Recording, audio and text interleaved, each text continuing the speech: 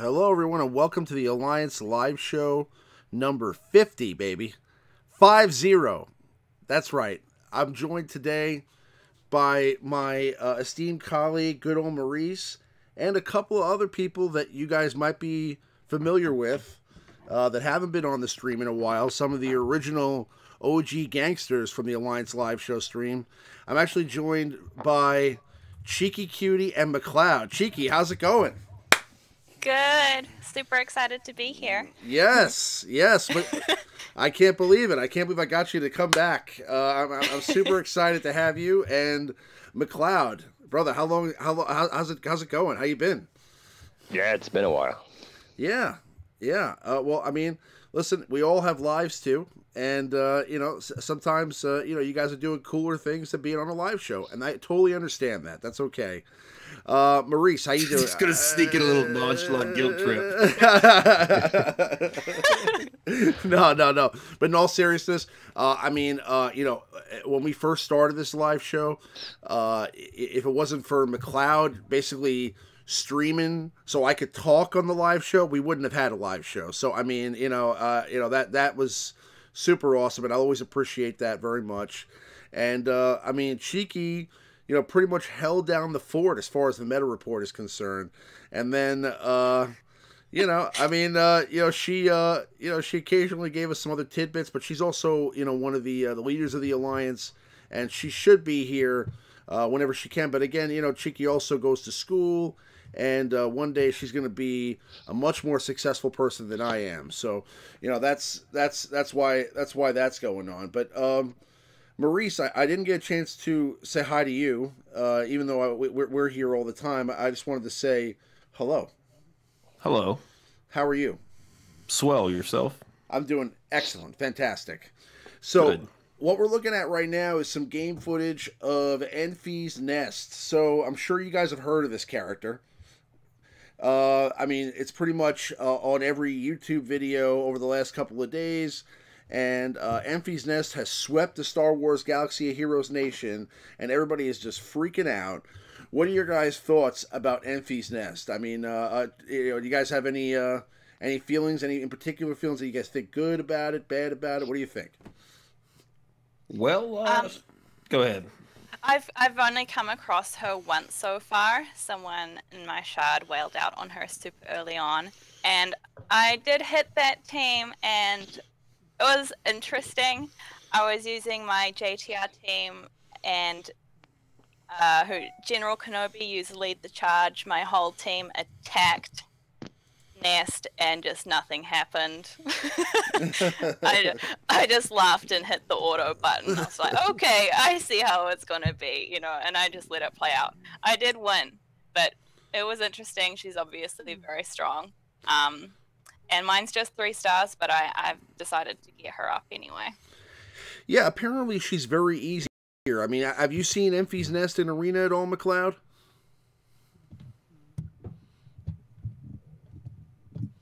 McLeod, you there? Yeah. Have you seen... Yeah, I'm mid-gearing her up now. The only reason I'm stopped is because it's just the smallest stuff that you have to grind out. The huge requirements aren't really coming till about gear level 10 and 11, so it's not that bad, so it's pretty reasonable for considering everyone's been maxing out things like Treya and the rest of the Empire team for the meta right now. So it's a bit of a relief to get a decent character that's coming in that's not too heavy on gear. Yeah, I mean, listen, Enfys Nest is, I think, probably one of the best characters that we've gotten in the game in a while. Okay, for sure. And I'll tell you that my speculations, because again I made a video earlier this week kind of giving my first thoughts on the character when we first got a chance to try her out on the beta account or the Game Changers accounts, and after a few hours of playing around with her, I was able to see that she definitely had extreme viability. The kit obviously on paper was awesome. The unique, being able to ignore taunt, AoE daze, the high damage that she does with some of her attacks. I didn't think, necessarily that she was going to be as meta-defining as she is now, but I'm I'm glad to say that I did think, I mean, initially that she was going to be somebody that could be added into a lot of different squads that would be able to, you know, kind of be versatile, and you could kind of throw her into a Sith team. You could throw her into, you know, a Ray Jedi training team. I mean, the team that you saw, Cheeky. I mean, was it another, like, was she like an add-on onto like a Ray team, or you know what? Yeah, it was a Palpatine led team, as most people are running, and they just subbed her in. But I think I've also seen her on a Rex team as well. Okay. Yeah, I mean, I tried testing her with Rex, and I really didn't have great results, but that's because, then again, you know, the Rex that I was using may not have been modded well enough. You know, a lot of these teams on the beta account are like modded to the max, so like, you know, it's tough to really get a gauge sometimes because, you know, you're wondering, you know, what you're really, what you're really looking at. You know, if you're facing a team that's, you know, modded better, that could just be the reason why you lost, and it may have nothing to do with whether the team's better or not overall, as far as like mechanics are concerned. But Maurice, what are your thoughts about Enfys Nest? I mean, have you seen this character in Arena yet? I use this character in Arena. I started using her at Gear 8, and I don't think I've lost a battle yet. Like, this is the most. They just threw the. I would go ahead and say she's a top 5 to 10 character in the game total. Maybe not in terms of raid use, but just in Arena PvP type battles, she's top shelf instantly. And you guys talked about how easy she is to gear. You can use her at 3-star, 4-star. You know, like a lot of people are going all the way out with her. And yes, it makes a difference, but she's totally usable on offense. She's like a TW offensive dream come true. Like she's like the definition of a plug and play character. You can put her anywhere. I've used her on my Sith teams. I used her on a Rex team. Like you put her and Wampa together, it just completely shuts down Palpatine leads. Like, I mean, she is the hard counter to Palpatine leads. She's so fast, 159 base speed. You can stack all your speeds on her. She goes first in the battle. You drop the AoE daze, and then you also, with that daze comes 20% turn meter removal. So you open the match with her, dispel, or drop the daze, remove all the turn meter, and that gives the rest of your team, your whole team gets to go before the opposing team even gets one turn. It's absurd. Like, she is stupid overpowered. Like, it's crazy. Dispel on the basic. She doesn't do much damage, but the expose on her basic does generate lots of extra damage. She's got the buff block. She's got a stun. It's crazy stacking protection. Just a real pain to deal with. Like, oh man, she's great. She's great. Great character, and I mean, again, it's one of those things where, she's even viable at 3 stars. So if you're looking to use this character primarily for Arena, you can use her right out the box. If you want to make the investment and get the $9 pack and get her to 4 stars, even better. But I mean, ultimately, I think the character has enough, health protection, and obviously with the protection regen, to be, still a meta character at 3 or 4 stars. So that's, again, rare to find these days. I mean, obviously Scion is like that. He's a huge character in the meta currently, so it's great to see another character that you can kind of use right out the box like that. But I mean, overall, I definitely like what I'm seeing from Enfys Nest so far, and I think that there's a lot of ways you can play her. But the main thing is, right now a lot of people are going for Darth Treya. A lot of people are going for Sith meta teams. What direction do you think people should be going in? I mean, do you think they should start working on on Enfys Nest, or do you think if they're in the middle of, let's say, farming gear for Treya because they're about to unlock her, because that's where a lot of people are at right now, probably about 30-40 shards away from unlocking Treya, you they should continue on that? Because, I mean, Enfys Nest is relatively easy to gear. Yeah, I definitely do Treya.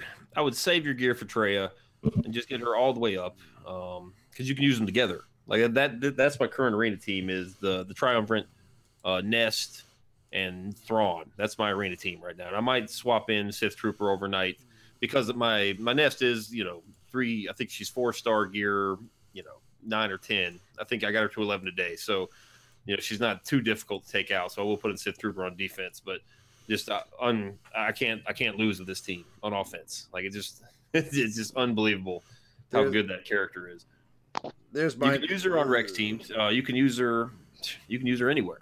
I mean, whatever you have, just throw Nest in. It instantly makes it better.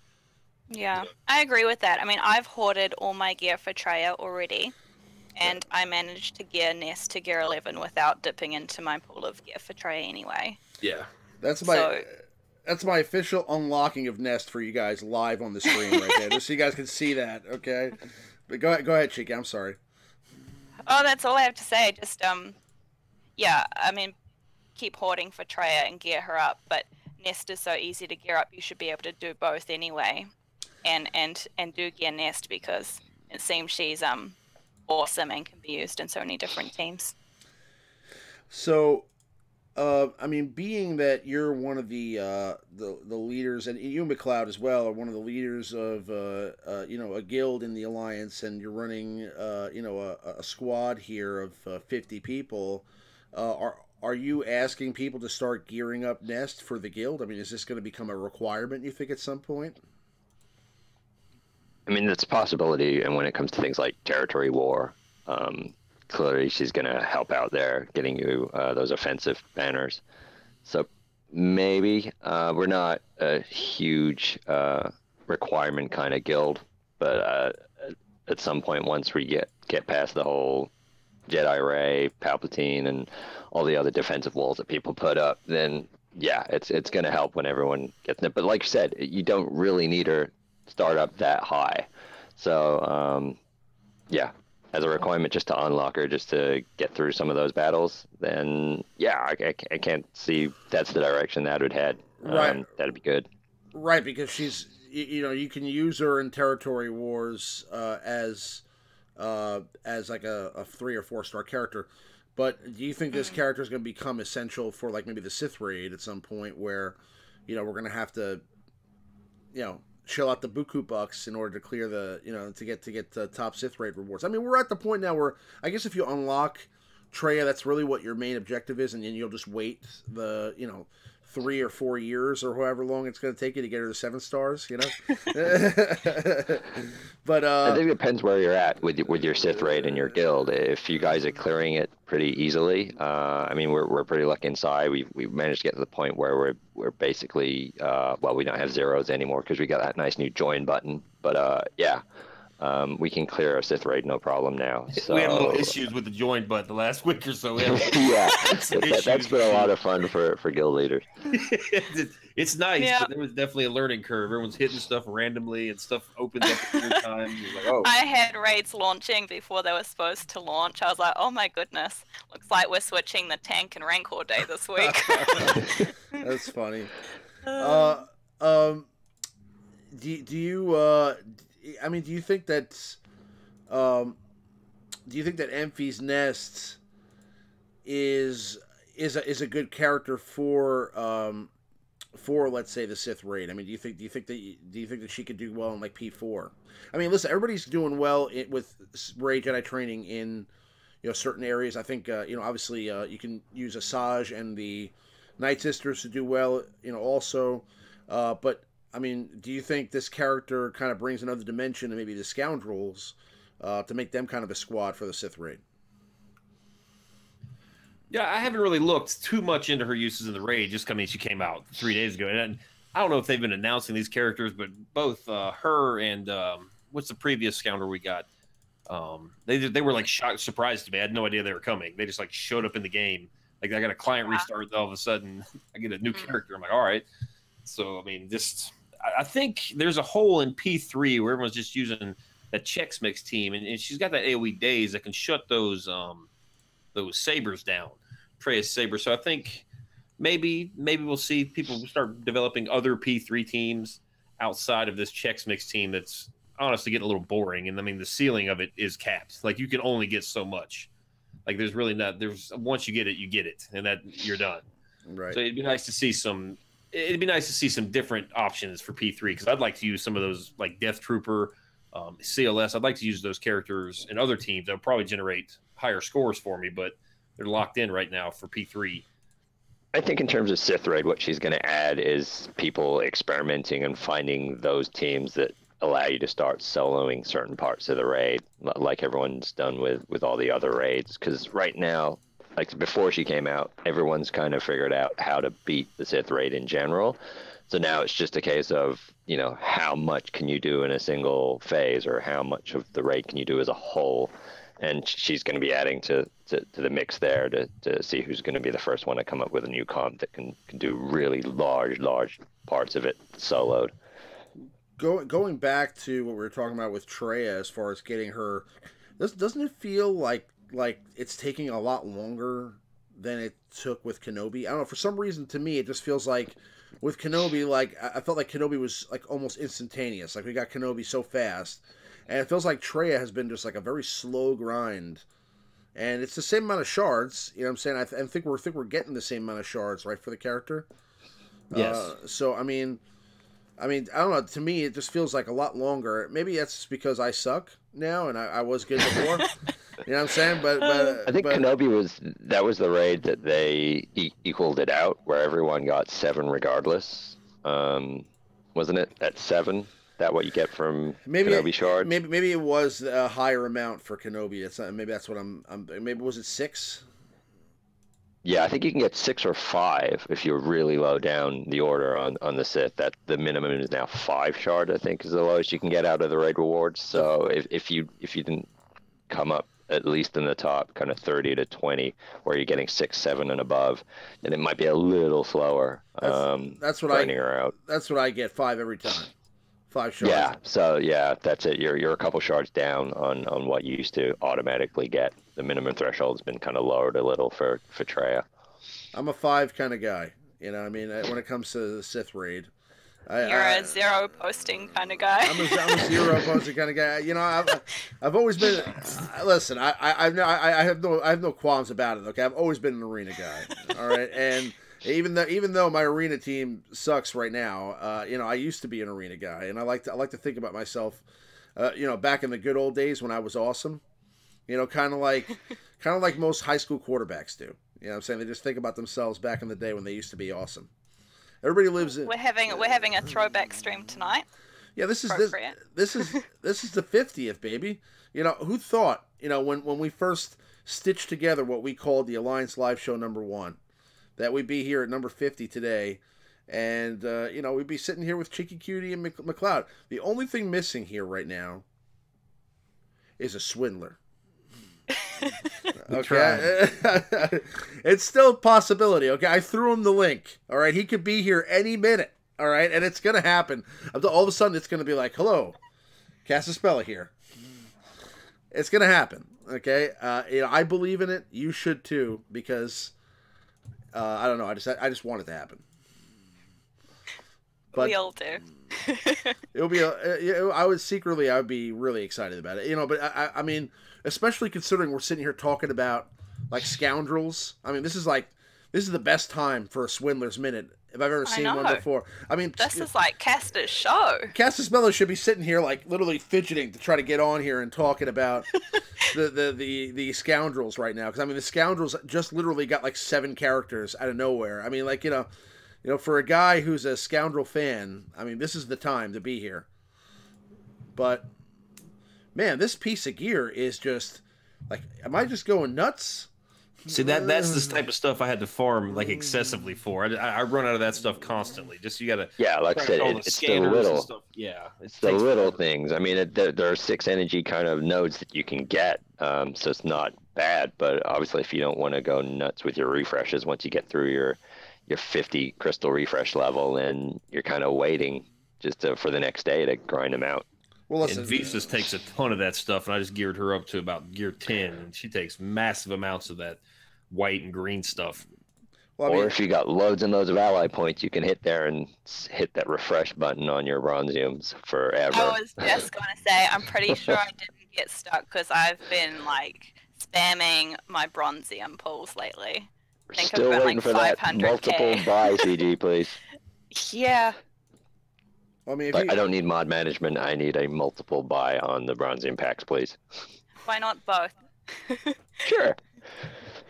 I mean, if you look here, I mean, clearly with my 600 crystals, I'm not playing games right now, and I'm trying to get things done. Okay, so I think I'm actually going to get this character to like possibly Gear 9 right now without almost any effort. Let's see. Oh my. It's like Cheeky said, you could save gear and gear wherever you want, just easily, passively, just gear Nest all the way up. Just over a week or two, you just get the stuff. Especially, I mean, if you open, if you have the patience to open tons and tons of bronziums, you'll get her done. like all the stuff will just pop out of the bronziums for you. It might take you, 7.5, 8 hours to do it, but how many? I want to go take a look at how many bronzium coins I have, and I'm kind of hoping that I'm still just hoping and praying that they bring back tournaments for for ally tokens. You know what I'm saying? And I know you. Well, I need to do something with those. I got over 100 million, I think. 100 million? Something stupid like that. There's nothing else to spend them on, and the only thing you're really spending them on is to maybe get some unlocks of characters that you already have, so you can top up your shard currency, and that was about it. And then when all these new events that they keep bringing out is just free shards, so I haven't really had to spam that button in a while. That makes sense. I mean, come on, does this really have to be a hard piece to get? An MK2? I mean, really? Yeah, those I find are the hardest drop rate for what I consider small gear. They come up the least. They're better than they used to be, but they're almost as bad as Carbontes and Stun Cuffs in terms of their drop rate. I know it's supposed not to be with RNG, but it just seems like it is. There we go. It's also with like 6 speed, and that's a pretty important piece. Let's see here. Is that going to do it for me with Enfys Nest here? I love how Enfys Nest is still at the bottom of my character screen, even after getting her to Gear 9. It's the stars matter so much. Yeah, it's weird. I can never find her. I'll get a couple more of these. I think I'm going to get to Gear 10 here. See, there you go. All the way up just like that. And you basically essentially got an arena viable character right there. We'll see. At least on offense. We'll see. I'm still a little short on some pieces here. But either way. Now we should bring her to 7 stars. now it's time. Live on the stream for the 50th. Demons Off, 7 stars is Enfys Nest. Guys, I mean, if you guys want to donate for Enfys Nest, okay, I'm willing to buy the packs. Okay, I mean, I just need, about $300. Tune into the like live show 45,000 crystals. Watch Remon farm for white gear for 3 hours. Isn't this amazing? No, I did that because I want to use her in like. I know, man. I'm just being a punk. I'm just kidding, man. I want to use her in Galactic War or something. I mean, let's do a little Enfys Nest, right? I mean, dude, you could bring her to gear. I used her at Gear 8 for 2 days, just every day in my arena. I messed up and left her in one day on defense. I fell down to the 20s, but I don't know. I'm sitting here working on my Sith team as we speak. Somebody in my shard chat today. Granted, I caught it late, but he was like, "Hey, would you mind taking out your team? I've tried 3 times and can't beat you." So that really just encouraged me to make my team better. So sitting there plugging away at it. That's funny. Unfortunately, I no longer have a Jedi Training Ray team. I just give up on that. I get my butt kicked in P1. Like everyone in the guild does better in P1 than I do. I make up for it in some of the other phases. So I just give up. I give up on P1. You gonna Zeta her, Ramon? Of course, like right now. Oh, baller! You just have 20 How many Zetas flying Zetas around? do you have? No, I'm actually a little short. I have 16 Zetas. I think, but I don't have any plans for these particular Zetas. You know how you always have like a plan for the next Zeta? Like you're always sitting there like, yeah. I'm sitting on a stupid amount of Zetas. That's going on my mother. Oh. That's going on my mother Towson for sure. I have no plan for this Zeta. So I think that this is going to Enfys Nest. I already Zeted my Scion last week, so I mean I think this is going to happen. I don't know how many Zetas does Treya have again? I mean it's not like it really matters. I'm I'm not close. She's to got her yet. 2 for a unique in her lead. So you're gonna lead- Probably only going to need the unique, right? The unique, it's I don't know. It's situational. Like you're facing EP leads, it kind of hurts you because you're just removing all these buffs or debuffs, and EP just gets all the turn meter. But then any other team, it's great. I did it. Kind of wish I wouldn't have, but I just did it. Well, let's check it out. Impulsively. I actually have. Let's see here. I have the 2 pulls here, so there's a chance, small chance, but a chance. No. Oh, there it goes. No, there it goes. That chance is over now. That I could actually just pull this off right now, but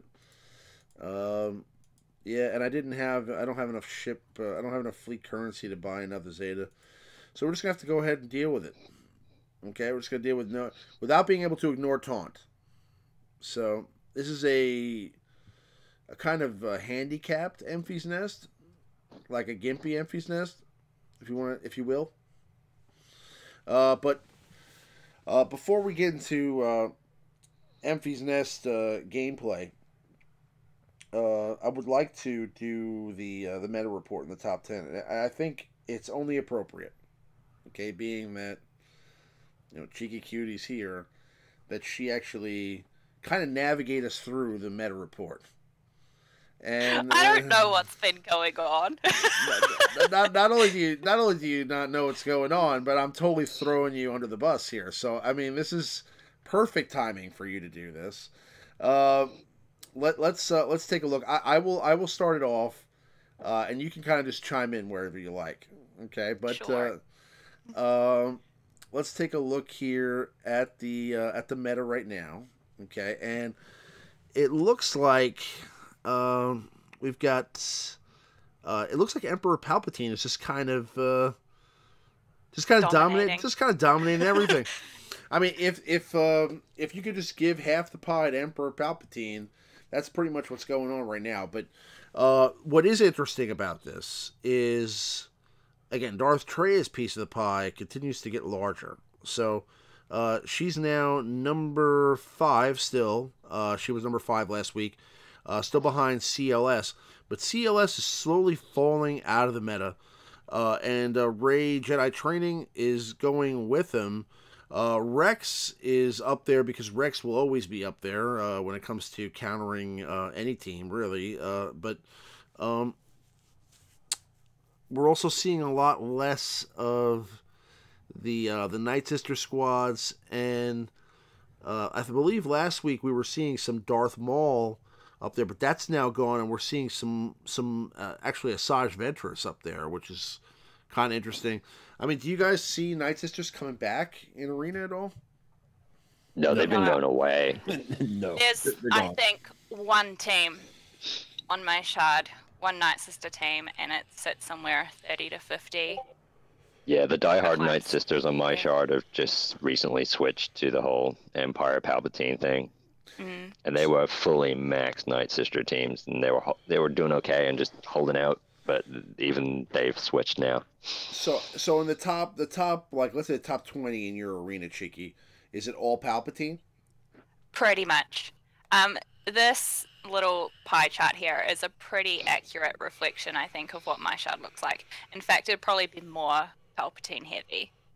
It's nearly all Palpatine, with a few Rex leads, and yeah, a couple of Rey Jedi Training teams. Rey Jedi Training's really kind of fallen to the wayside, right? I mean, you're seeing Rey Jedi Training really kind of becoming more of a like 50s to like 100 character, right? I'm still holding on. I'm still holding on to her. I'm still running her, and I think for those who first, but don't have the resources for the Empire teams, they're obviously going to have to. That's the only thing they got, and it's about maybe 20% of the top 20, but that's around payouts. They fall real quick out when it's not their payout. They're not amazing on. You can almost auto a Jedi Rey training team with a half decent Empire team now. So they're around just because I think it's obviously free to play players and those who just don't have the resources to go straight to that. Because if you concentrated on Jedi Rey team, then you probably ignored your Empire for a while. Right, right. And no, I agree. I think that Rey Jedi training is kind of slipping to the side though, and I think that I think that's going to continue because honestly, I feel, and this is just in my heart of hearts here, okay, but I feel like after this Palpatine meta and after the Darth Traya meta, what we're going to see is a Jedi meta. Okay, and I think it's coming sooner rather than later. Okay, and it's going to be a direct counter, and it won't be Qui-Gon Jinn. Okay, but maybe a reworked General Kenobi as the leader, or I mean, maybe a better Grandmaster Yoda. Yeah, he's due. He's probably one of the main marquee characters that is still not great. Pretty much all of them have been reworked by now. Shouldn't he have a good leader ability? I mean, like, what a horrible leader ability for the master of all the Jedi, right? I mean, he's literally the leader of the Jedi, and he can't lead a thing in Arena. Not a thing. What's his leader ability? I want to look at it real quick just to kind of go over it. You get turn meter, I think, if you resist debuffs or something like that. Like he had like a few moments of popularity in like P1 when the tank first came out. No, it's because he has that tenacity up spread around. It's literally putrid. It makes you want to puke just to look at reading it. It has a Zeta too, which is even more disgusting. It's like you got a Zeta and it sucks. It's Jedi allies gain 30% tenacity. 30% tenacity. That's not going to do anything for anybody, okay? And then 30% turn meter whenever they resist a debuff. Okay, I mean, like, that's cool if... I mean... That's similar to Palpatine, but basically they cancel each other out. But in actual real terms of playing it, it's not viable. On paper, it sounds like it should cancel out Palpatine's lead because it's around those kind of figures. It's what they're weird figures like 32% plus potency, and so I think initially they were supposed to cancel each other out, and so you could have that Empire versus the Jedi's kind of battles, but it just never played out that way because he's not that great a leader, like you said. Where would be cool here is first of all, battle meditation should clear all debuffs. Okay, it should be a cleanse, just like Rex. Okay, and then on top of that, his leader ability at the end here, what it says is, and whenever they suffer a debuff, they gain tenacity up for 1 turn at the end of that turn. If with that tenacity up, they dispelled the debuff as well, that means like basically they could only ever have a debuff for 1 turn. That would be sick. Okay, but that's kind of too little too late. If they suffer a debuff, they've already got the debuff. They kind of needed that tenacity before they got the debuff. Right. What's tenacity up going to do when I'm already suffering a debuff? It doesn't make any sense, and it doesn't dispel the debuff. So I mean, just total trash. And I don't even want to talk about Yoda anymore. Let's just move on because I mean, really, he just makes me upset. I mean, he was such a cool character as an, but I mean, like, think about it. You had Grandmaster Yoda, and you had to use him with Qui-Gon Jinn because his leader ability sucks. Okay, and that doesn't make any sense, right? I mean, like, when this guy came into the game, his leader ability should have been so boss that you were just like freaking out and literally like almost urinating in your pants, right? I mean, like, to the point where you're just like, oh my god, Yoda is so awesome. I'm going to run Yoda lead, right? Like, I mean, who didn't want to run Yoda? I want to run Yoda lead now just because it looks cool to have Yoda on the top of the screen on your arena team, right? Just because, I mean, Yoda should be there.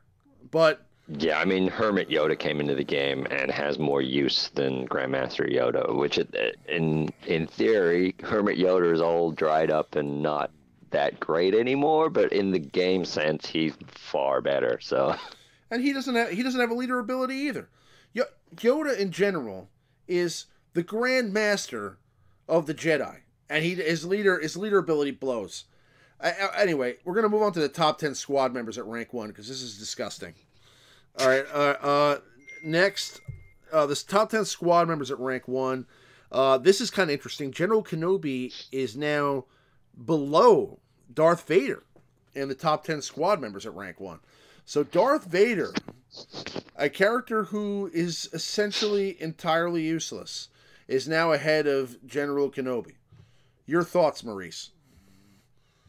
Well, Kenobi is a liability versus these Sith teams. I mean, he's worthless. Palpatine shocks him, and he's completely neutralized for the whole battle. Like he's not good. And when he's shocked, I mean, because he's a Jedi, that shock just melts him. Like he's a liability in the Palpatine meta, which is coming to an end. People are going to switch. Palpatine might still be involved, but we're going to see a shift in the meta. You know, it's not going to be the same teams, and you might see him start to come back a little bit. But even then, Traya can just use her isolate move on him, and he won't taunt. Like he's not good in this meta. Like if the meta switches to something else, he'll be right back in the mix.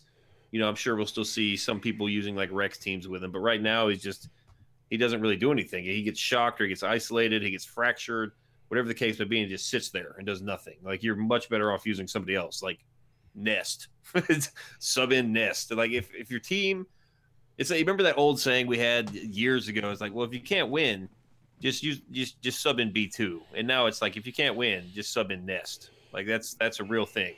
You know, that's gonna be a real thing. B2 will come back, by the way. He will come back. Okay, I'm calling it now. B2 is going to have his day again in the sun. The droids are coming back. I'm calling it now. Okay, it's happening, and when it does, B2 is going to get a Zeta. Okay, and he's going to be awesome. B2 should have never been as good as it was in the first place, right? I mean, like, you know, like what a sick ability to give to like the most generic character in the game. You know, yes, but I mean, other droids do that now. Like you can. I mean, why not give AOE buff immunity to Mace Windu?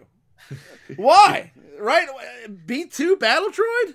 I mean, come on, man. To make B2 viable again, his Zeta would have to give him like 2,500, like 2,000% offense. Like then I'm still waiting for my investment in IG 100 to pay off. Yeah, well, keep waiting, buddy. Yep. Yeah, so I would imagine if Grievous gets a rework, I would imagine IG 100 would get one right along with him. You know, they go hand in hand. So that would be when the original Ewok challenge. He was kind of good because you basically had to have droids. Oh yeah, that was a kind of droid challenge at the time. So IG kind of was useful. Had a hot second there, but yeah, droids need something. The only thing I remember of IG 100 from the movies is it getting its head chopped off and continuing to go after Anakin Skywalker. That's literally it was cool that they had those little staffs with the laser ends that could battle with lightsabers. And the B2 battle droid, if you saw it in the movies, literally got like assassinated in like 3 seconds. It was like even worse than one of those little like protocol droids. You know what I'm saying? Like, you know, it's just anyway. So the top 10 squad members, Han Solo is holding strong at number 10. Grand Admiral Thrawn, Darth Nihilus at number 2. Emperor Palpatine, Darth Sion, and Darth Vader. So the top 5 are all dark side, and really mostly, with the exception of Grand Admiral Thrawn, they're all Sith. So, yeah, I mean, the Sith are the meta right now. I mean, and I think that obviously the pie chart indicates that. It's very clear and evident, but I think that we're looking at probably that continuing for at least a few more months. When Traya, continues to grow, I think she'll be on this list at some point. I'm kind of surprised that she's not yet, but I think that as more people unlock Traya, we'll see Traya make it to the top 10 squad members, and we'll continue to see these light side characters like CLS, Han Solo, and Rex kind of fall off the top 10, and maybe even more, maybe even more Sith characters. Maybe people are starting to farm Sith, not Sith assassin, but Sith marauder. Do you find Sith marauder to be a viable option in a Darth Traya team? Unknown. I don't really. Mine's like 3-star, like Gear 7. I haven't fooled with him at all. Okay. On paper, yes, but I mean, from the people that kind of went all in on Sith Marauder, I haven't heard anything super positive about him. So I'm just going off other people's feedback. I don't have him myself. I mean, Sith Trooper was supposed to be good as a part of the Nightmare team, but no one's really using him. Well, because in terms of defense, he kind of like Sith Trooper on defense. Like, yes, like because what it does is it takes away the attention from Scion, and you want everyone to hit Scion so we can get that held by hatred. But if they have the option just to sit here and just pound on Sith Trooper and not, they can really delay Scion. So I don't like leaving Sith Trooper in on defense. I like my Scion to get that held by hatred off quick. Yeah, so I mean, like I said, this Enfys Nest being thrown into the mix, it may bring back the people who don't have the Empire, who fully invested on the light side with Jedi Ray and those kind of teams, because then it gives them the option to carry on using those teams rather than have to invest 3-4 characters that need to be fully maxed out and G12 and all of that kind of stuff. So I think you're not seeing Traya on this pie chart. It's mostly due to access rather than preference. Yeah. Once everyone starts getting her, it's going to pop up more, and only those who just nowhere near a full kind of Empire team or Sith team at the moment are going to plug in Enfys Nest, because that's one easy to gear character versus having to shift their entire roster towards a meta that they don't have.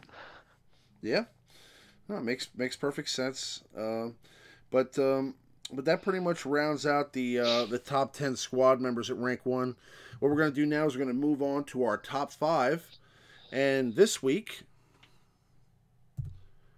top 5 ships since Ships 2.0, courtesy of the Alliance and good old Maurice. So, Maurice, I know you sat there, took a pen to paper, just turned one light on in your office downstairs in the basement, and just, kind of locked yourself in the room and just kind of thought about what makes sense for ships and why these top 5 ships make sense. And you did that for about a week until you finally emerged with this list. So, what is number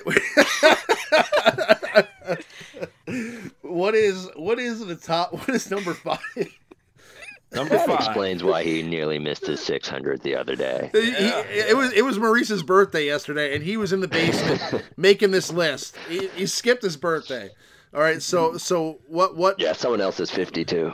By the way, happy birthday, Maurice! Everybody, happy birthday! Thanks. Happy birthday. Thanks. And now with that nice lead up, I have to let everybody down saying number 5 is First Order TIE Pilots, one of the original ships in the game.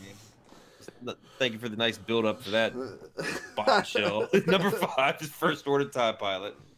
He's good. Everyone knows what he does, but his new abilities just give him massive amounts of damage. I think there's a 30% damage now on that final Omega. His reinforcement is but you use him same way, and you could sub in a TIE Fighter pilot here, either or. There's like 5A and 5B. They serve the same purpose. They have some of the higher speed for all the ships, and they have a target lock on their basic attacks to really get the target lock train running. But I find First Order TIE Pilot delivers a little more damage, and this is even with the crit damage boost that Thrawn's capital ship gives to TIE Fighter Pilot. I still feel like First Order TIE Pilot gives me more DPS over the course of a battle. Just a very, very good ship. Just same as ship he's always been. Not much change. Just increased damage to his kit.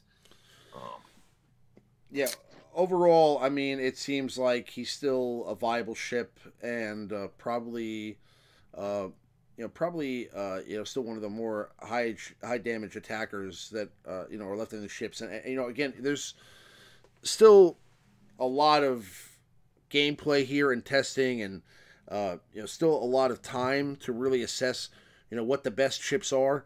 And just like last week's initial list, I mean, I know some of you were a little skeptical about some of the different choices that we made for the top 5 reinforcement abilities. That's still going to be true here with the top 5 ships. I mean, there's going to be people that have varying opinions about this. So by all means, this is our opinion of the top 5 ships. And there are other options. There are other ways to think about it. Also, there's different types of content to think about, like PvE for territory wars and territory wars and territory battles. So there's different ways to look at it. But these are the top 5 ships in our opinion overall in the game right now. And just standalone ships. Right, and that could totally change in 30 days from now. So, that's just where we're sitting right now. And I think First Order TIE Fighter does still add a lot of bonuses. Again, the double attack chance, and obviously being able to do a high amount of damage to a target locked enemy. Overall, a great ship. I think will be even a better ship when we do eventually get a first order capital ship, and I'm sure that's coming at some point too. But that's our number 5 ship for top 5 ships. What's the number 4 ship that we're looking at here, Maurice? Well, number 4 is Vader, I believe. Yes, Vader. Good old Vader. Again, this is a ship. Everybody pretty much knows what it is. This is a guaranteed target lock. He does have the option to put a second Zeta on the character now. His basic ability, his basic attack, the final Omega gives 30% damage. I mentioned, previously, the Thrawn ship gives extra crit damage to Empire ships, and his basic hits like a truck now, which is nice. Still very squishy. For the most part, does everything the same he used to. His reinforcement ability, I haven't tried it, but it looks a little underwhelming. It just delivers more dots than normal. But this is a ship I use in my starting lineup. Because right now, if you're running a target lock team, you really if you're running a target lock team versus another target lock team, if you miss a target lock, you lose. But Vader ensures it's 100% target lock. Can always get it off. Can remove the taunt. If like Boba Fett, Clone Sergeant, Biggs, if they're taunting and they're target locking, just remove it. Just a very good ship. Same as it was before. Yeah, I mean with the guaranteed basics attack, I mean basically it's an undodgeable, unresistible, unavoidable attack that sticks target lock, which is a very important debuff for ships. It's of course going to be a very important ship overall. Vader, his ship, the TIE Advanced, has not the highest damage in the world, but definitely a lot of versatility with the ability to dispel taunts as well. Obviously, when you have a character that is a guaranteed attack, there's a huge bonus to that because, especially being an Empire ship, because the Empire ships right now, being that the Empire capital ship, the Thrawn ship, is probably the best capital ship that there is out there still, at least in my opinion. I think that obviously any Empire ships that can go with that are going to be tremendous as well. So it just continues with that synergy, and Vader's ship was one of the best ships in the game before Ships 2.0, and continues to be one of the best ships in the game now. I mean, do you have any opinions, McLeod, about this? Are you playing a lot of ships? Yeah, I mean, the whole RNG seems a lot harsher in ships now. If you don't get that first target lock off with your TIE fighter, which are typically the fastest ships, then the backup of having a guaranteed target lock off Vader, assuming he doesn't just get taken out by the other team straight away, it's essential to get your big train rolling. So yeah, and he does. I know he said he's not massively DPS, but once you stick those extra abilities on him, he's hitting about as hard as the other TIE fighters now, especially if you use that Thrawn ability where if you max that out as well, you got 60% plus damage. That's one-shotting a couple of ships out that you need to get rid of fast. So yeah, that's pretty much the meta in terms of ships. It's running that Vader, TIE fighter, and Biggs trio to start off. I think what you're saying about this list changing, it's going to take a while to settle, because right now we've got a meta for new ships that is being presented through the filter of old ships. Everyone had a certain way of going, and no one really invested that much in ships overall, so it was unlikely that you had all the other capital ships maxed out, ready to go, and all your other options ready. So until everyone is slowly grinding those out and has them ready, then we're going to get a meta that's kind of made up of the pieces of the old ships until everyone's ready to start mixing and matching with all the new abilities. Well, that's a good point. I mean, if you have a completely maxed out Mace Windu ship, this top 5 would be completely different for you. Like the ships like Plo Koon, Fives, the Clone Sergeant, all these ships would be on here. It's very difficult.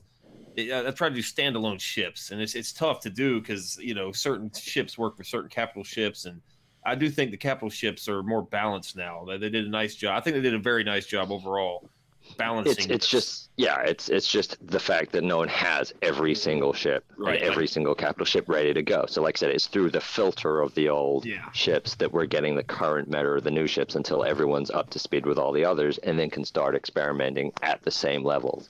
So right now this exists because everyone had those ships maxed out for the old ships way of playing and what you needed to have. So right now it's almost kind of, a bit tentative, and I don't want to stray off what everyone else is using, because if you use ships that are lower in power, you're just going to drop down. So everyone's using what they have max, which is what you're currently seeing, because that's all what everyone has. And especially when you're limited to the amount of ships total that you can bring in, obviously you got 2 less ships for total squad of everything that you can use that you used to have before. Some ships are falling away, and that's what you're left with. You're left with this very basic same. There's not much variation. It is basically Biggs, a TIE fighter of some description, and Vader to start off, because that's what everyone had. So until everyone works up their Geonosians, or they work up their other capital ships and start finding decent alternatives to what they currently have in their roster, then this is what we're stuck with. Agreed. Maurice, are you seeing much variation in your top 50 since the Ships 2.0 update, or is it all pretty much the same? Because like McLeod's saying, ours is honestly, exactly the same. We're all running basically exactly what we always ran, except there are 3 ships in the starting lineup, not 5. I'm seeing there's one guy that's got a really solid Akbar lead with the Geonosians, but he's invested heavily in all these ships. Like, that was a big gamble out of the gate, and he was right. I mean, that was a good decision, but that's a huge gamble, especially, I mean, these are characters we don't have. Like, I mean, I don't know too many people that have Gear 12 pimped out Geonosians. They got put all the Omegas on the ships, just really decked them out. They work great, but it's like kind of like McLeod was saying, we're so used to being in one mindset, like you just invest in the ships, I think over time, and they got to give us a way to get reinforcement abilities easier. Like, I'm farming this Barris node; it's a complete ripoff. Like, it's terrible. Oh, it's bad. Yeah. But I mean, drop rate on that is awful. Oh, and we get like 2 Omegas perhaps from these ship challenges. I think they're open now. So it's going to take some time.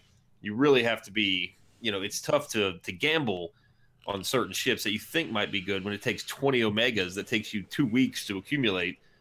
For one ability. I mean, that's a big gamble when, like, the ships that you have already are good, like TIE Advanced, First Order TIE Pilot Biggs. These are ships that are still good. So it's just people are taking the safe route, I guess. Yeah. Yep. Well, that's our number 4 ship in the top 5 ships 2.0. Our number 3 ship is actually the TIE Silencer. Why did we go with the TIE Silencer here, Maurice? Because it's lightning fast. It's lightning fast. He's got a stun as basic. It is much better offensively, because on defense, unfortunately, it favors the bomb move first, and it really takes away a lot of his utility, because the reason he's so good is because he'll go first and can stun. And this is before any of the opposing team has a chance to target lock you. So there's going to be no taunting big. So you can stun any ship on the fleet, assuming TIE Fighter pilot doesn't dodge you. But I mean, that alone is worth it. He's got tons of stacking offense. He's got a new mechanic with his reinforcement. I like him in the starting lineup just because it gives him more time to be able to build up his offense. Just a great ship, especially you put those 2 Zetas on him, and it hits hard. This ship is pretty good. Maybe take it out.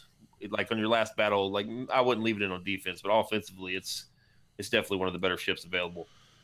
Well, I agree 100%. I mean, the ship with the stacking offense and the ability to stun, obviously the amount of damage that its special attack does is a tremendous attacking ship and really a heavy damage dealer. And being that, again, I mean, now, like you said, with some of the increases, like McLeod had mentioned earlier, like the increase in damage to the TIE Advanced, some of the other ships that weren't necessarily hitting as hard before, since ships 2.0 are hitting harder, there's less ships on the board, so it's a little bit less of a drawn-out battle than it was initially. But the TIE Silencer can be a heavy damage dealer when you're and can basically take out a whole ship by itself if it has advantage. because it gains what's 100% damage when it has advantage. That's tremendous, especially when you're talking about a ship that doesn't have a ton of HP, like maybe the First Order TIE Pilot, ship. So I mean, there's a lot of opportunity there to basically take a ship out, almost instantaneously, especially if you've already done a little bit of damage to that ship to start off with. Having that reinforcement ability, if you decide to use it as a reinforcement, which I don't necessarily recommend. I think it'd be better as a ship to come in to start with, right? Yeah, it's got that afterburner on the reinforcement, which provides even more offense, which I guess maybe could make up for the fact of, make up the offense you lose. But that again, that reinforcement materials are a real pain to get right now. I just think there's better options to invest in right now, reinforcement wise. So you get the afterburner, which can't be dispelled. When he attacks with advantage, reduces cooldowns by 1. That means you can just constantly, drop those bombs. It's a good all around ship, and I think once more and more people really start investing in the Zetas and the gear for Kylo Ren Unmasked, you'll start seeing more of them. It is a relatively newer ship. It's easy to get, but crew is not easy to gear, and First Order honestly is not top shelf. Like, it's not like A+ team. It's a great team, a great all around team, but it's not a necessary team for, especially if you're a free to play player. It's not required. You can get some offense mods. With it. There's a couple of events you can get BB-8, I guess, but you don't have to take them all the way up to Gear 12 to get BB-8. That's a relatively easy legendary event. So we'll see more of these, as time progresses and people start really getting it up there. Yeah, but that's our number 3 ship. Moving on to number 2, we have Biston's U-Wing. Yes, indeed. So listen, when I first saw you do this, I thought to myself, Maurice is clearly taking drugs. But I thought about it a little bit more, and it makes a lot of sense. Why did you choose the list to add Biston here to the list? Well, this is a ship that is one of the more difficult ones to get. You got to get him from the fleet store only. I guess he's available in the raid exchange, the guild currency store, where you get like Wampa and Yoda. But don't buy anything. Don't buy ships out of there. But he's in there as well. It's a great ship. You really have to invest in this ship. The Scarifable Pathfinder version of it, if you take it all the way up, Biston's U-Wing has 25% speed. In addition, whenever an enemy becomes target locked, an ally gains 35% turn meter in advantage for 2 turns. We just talked about the silencer getting bonus damage from advantage. 35% turn meter, and right now we've talked about it the whole time we've been discussing this. People are still using target lock mechanics, and every time you land a target lock, a ship gets 35% turn meter. That's incredible. And this is a ship I think that could eventually replace Vader, especially if people start using other capital ships. If you use an Akbar capital ship, Biston is almost a better option than the TIE Advance. They're both slow, but they both have guaranteed target locks. This one, he can inflict target lock, go stealth. But what's really cool about this mechanic is his reinforcement ability. He comes in off the bench stealth for 3 turns, so you don't have to spend a turn just target locking and going stealth. He's automatically stealth, which means when he's stealth, his basic attack is unevadable. Like he's going to hit TFP even if he's got foresight. And if you do come in and decide to use the stealth mechanic, you target lock and you get offense up, which Biston with offense up can. You're talking 80k plus damage. He's crushing people off the bench. He's nasty. And he calls an assist. So if you got an Akbar lead or Akbar capital, you bring Biston in, somebody assists, gets the protection up and bonus crit damage. Biston then gets the option to either, finish off with his basic or get offense up and target lock an enemy. It's just a very, very good ship. Lots of turn meter mechanics. It really speeds the team up. But again, he's squishy, so you have to keep him alive. That's kind of the trend with a lot of these ships. TIE Advance, Biston, TIE Silencer. They're very squishy ships, but if you can keep them protected, they do a lot of damage. This is one of my favorite ships now. I use it. I decked it all the way out. I got Biston up to Gear 12, which is a nightmare. That's the thing. This ship is a very, very big investment. Biston and Scarifable Pathfinder are 2 of the most difficult characters to gear in the game. But it's kind of its ship aspect is kind of worth it. Biston is kind of worthless right now in in character battles. But Scarifrolo Pathfinder is usable, but I like it. The end. 35% turn meter when anybody gets target lock is a lot. That really adds up. Yeah, he's the one alternate that I see in starting lineups. It is this Biston's U-Wing.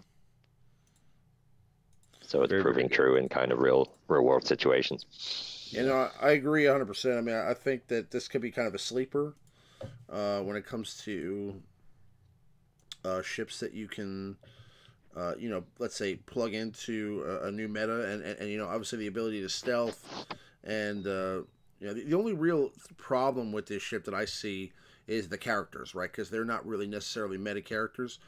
You know, you're probably not going to be gearing up your Biston and your Scarifrolo Pathfinder first, but that is an investment you're going to have to make here if you want this ship to work for you. And I think that overall, I mean, I mean, I know you love these characters anyway, so you're going to do this regardless. But I think for the average player that doesn't necessarily have the resources, I mean, you may want to go elsewhere first. But at the end of the day, you know, the ships now do provide a tremendous benefit. Now you can go all the way up to rank 50 and still get crystals. So being that this game is a resource intensive game and crystals is the most important resource, it may make sense to invest in characters like this to get your ships up there, even though you may not be able to use them or may not want to use them in other places. You know, Biston does have a lot of versatility as a character and may see some viability in, you know, certain PvE areas like territory battles. You know, and you could possibly help you out in some territory wars victories too if people put in some garbage teams there towards the back, or let's say they have a section where you know, they have some beatable squads out there like Phoenix squads and things like that. You could throw a Biston in there, you know, with an Akbar and maybe a different, you know, some different you know, combination of rebels, and you know, squeak out a win. So there is viability there, but you know, you just have to look for it in the right places. But that's our number 2 ship of top 5 ships 2.0. We're going on to our number 1 ship. And Cheeky, what do you think it is? What do you think is the number 1 ship right now? Well, he never said Imperial TIE, did he? Well, But then there's Biggs as well. and you're And right, Cheeky. You're right. Oh. You're right. It's Big Starglider. Yes. Unfortunate. Yes. This is what a super boring number 1. I mean, Cheeky was right on the money with Big Starglider, and you know, she didn't say TIE Fighter first; she said Big Starglider. So anybody who heard that, you didn't hear that. Okay, but what do you think about Big Starglider here, Maurice? Why do you think he's number 1? Well, it's just he is the go-to tank, and you know, the new Omegas just further increase his protection recovery. Now, I mean, if you really max him out and go all in on him, that's 40% protection he recovers anytime somebody target locks, and that's a lot. That's a whole lot. You know, he gets a little bit of a damage on his, you know, his special move. He gets a little bit of a damage boost, but his basic attack now, you know, if he target locks, he's got a chance to target lock if he crits. And if you use him now, if you max out the hit, the mark, the basic, he gets 5% crit chance for each rebel ally. So if you're reusing an all rebel fleet, Biggs is going to be constantly be hitting the target locks. He's constantly be taunting. And there's a guy on my shard that actually invested all the way in his reinforcement ability, which is it's good, but you know, just everyone uses him in the starting lineup, so it's not required. But I'll tell you, it's super annoying. He comes in off the bench, instantly target locks somebody, so it automatically makes him taunt, and then he gets an additional 30% protection on top of all the other protection he's getting. He's very difficult to kill if somebody brings him in on the first reinforcement. It's really annoying. It's a kind of a investment because he is useful. You know, obviously you want to use him in your starting 3, but if you do invest with him off the bench, he's a nightmare. He just doesn't die. Like it's crazy. And you know, with these Akbar fleets now, you know, they're getting so much protection from all the assists, the attacking out of turn, all this stuff. I mean, they're really, really difficult. You almost have to just play to stall until you get like a Thrawn bomb or the Tarkin TFP, or excuse me, the Tarkin TIE assault. Like you almost have to stall out, and that's how you win. Like you can't take them out of the sky because they just constantly regain protection. Biggs is it's unfortunate, it's boring, because he's always been a top ship, and he still is. And just they made him even better. So yeah. Well, yeah. Also, the only other way to take out a Biggs is to use Biggs special, where he calls in an assist. That's how you do massive damage to a Biggs quickly. Yeah. So yeah, all around pretty much the number one ship right now. Pretty much the ship that you have to have in your lineup, and I mean it's just, it sucks because I know, I mean, like there's definitely a lot more, there's definitely a lot more flashy options out there that you'd rather throw in as your third ship, because now we have less options. I mean, it's not like you have all 5 and like Biggs is just one of your 5. Now you have 3, but you need to protect those other 2, and that's why you have Biggs. And I mean, his kit is just so tremendous, and overall, I mean, he's an easy character to farm. The ship, is easy to get to. So I mean, overall, I mean, it's just a character that you have to have. So I think it's without a doubt the number one ship out there, and we do have an honorable mention, but it's not one ship. It's multiple ships, and we're looking at them right now. It's the Geonosians. So yes, and this is these are honorable mentions just because these, as I kind of mentioned a few minutes ago, this is a big investment. But the 3 of them together, especially under Akbar, they are really, really difficult to take down. Geonos and Soldier actually is got a nice little facelift. If you use them all together, they have like passive bonuses. And Geonosian Soldier now provides an accuracy bonus when all the Geonosians are together. So that means like TIE Fighter pilot can't dodge. You'll hit him every time. Their ships like Cassian's, they grant sort of an evasion mechanic, defense, crit avoidance, all that stuff. I mean, nobody uses Cassian, but if they did, this is a nice counter to that. It's very, very difficult to take down. Lots of assists. Geonosian Soldier just goes and goes and goes. And underneath that Akbar lead, he's attacking out of turn. So he's just getting protection. Because he is relatively squishy. Spy now, if you hit him, he goes stealth. And Sunfac is just as annoying as he always is. There's lots of, especially if you bring him off the bench. You can bring him off the bench and he stuns. And then he can stun again with his move. Like if somebody's buffed, you pick a target ally, stun them, bring him in, stun somebody else. It's pretty wicked. Just shuts down the team. Very, very fun to use. I've used them all. Mine are all gear 10, gear 11, and they've got just the normal purple mats. No megas invested, and I'm winning with them. But they don't hold on defense, so I take them out. It's fun to play, and this is a team. Down the road, I think if people really start investing in it, you will see more of it. If nothing else, it gives you a viable second fleet. Like in TW, you can put in your very best fleet on defense, and then you can use the Geonosians under an Akbar or even a Tarkin. Whoever you didn't use on defense, your second best capital ship, just use your 3 Geonosians and then just pull in some whatever you got left off the bench, and you got a good chance of winning a battle. So this is I'm excited about it because I mean I love the Geonosians obviously, but this is going to be fun to see. Well, the Geonosians were never viable in Arena, so now they're at least there was a small period of time. Okay, and I'm talking about a very minute period, like we could almost call it a schmeckle of time. Okay, where the Geonosians were okay with an IG-88 lead, and that's it. That's literally it. Okay, and I even tried that too because I was an idiot. And I'll tell you that it was short-lived, but it was only really because we wanted it to be good. Okay, it was one of those things where if you put enough mods on the team and you try hard enough, you can be anything that you want in life. The Geonosians, because we tried hard enough, they were okay in Arena. But the thing is that I can't believe that there's still not a 5th Geonosian in this game.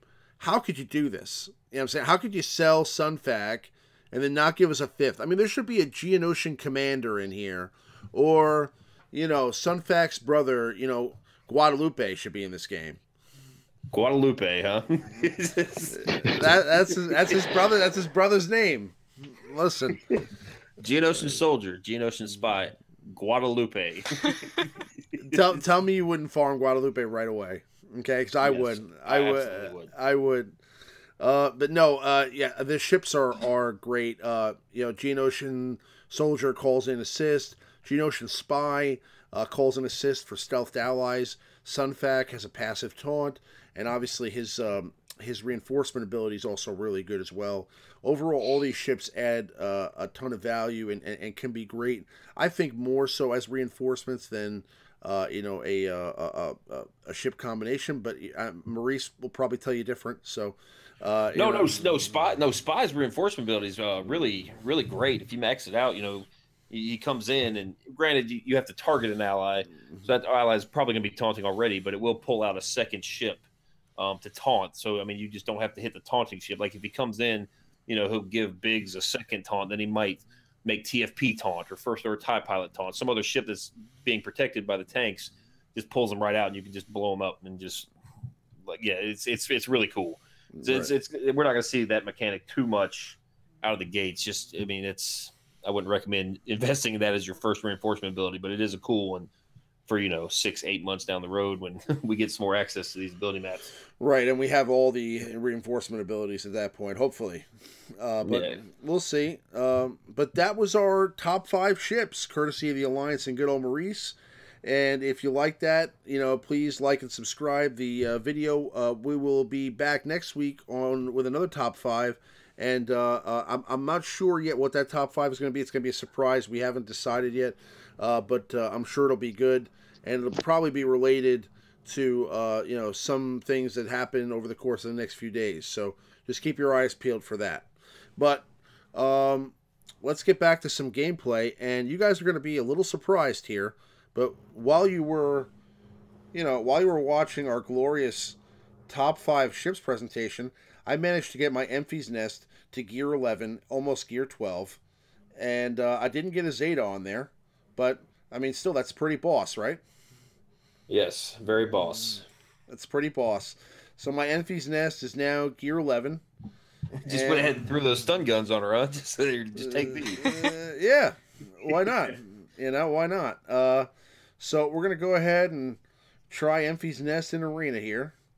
And we're going to get rid of Hermit Yoda because, of course, we're going to get rid of Hermit Yoda because he's a waste. And we will go with Enfys Nest. I'm really missing something without that Zeta. So, I mean, I think that with the Zeta, we'll be looking at a much more interesting option here. And I think I'm going to go ahead and get that $9.99 pack. But I'm not going to do it here right now on the stream. So we'll go ahead and just try this out, and hopefully I don't get annihilated here.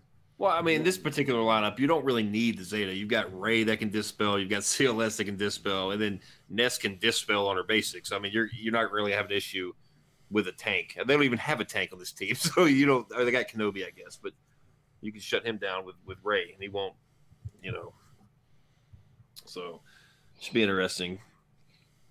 Pretty much what I've been doing with Nest is I make her the fastest on the team, so she just leads with that AoE turn meter removal, and it really just shuts down the team, especially these palp leads. It can be difficult to get her out in front of Vader, but she's got 159 base speed, so a speed set alone is going to give her 15 extra speed on top. It sucks that you don't get that extra one because she's not quite 160, but I mean, 15 speed just from the set alone. That doesn't even take into account the speed arrows or the speed secondaries. So you can get her really, really fast. Let me look it up. Let me see exactly where she ranks in terms of speed. I mean, she's faster than Thrawn, isn't she, on base speed? Yeah. By quite a bit. So you can get out ahead of him even.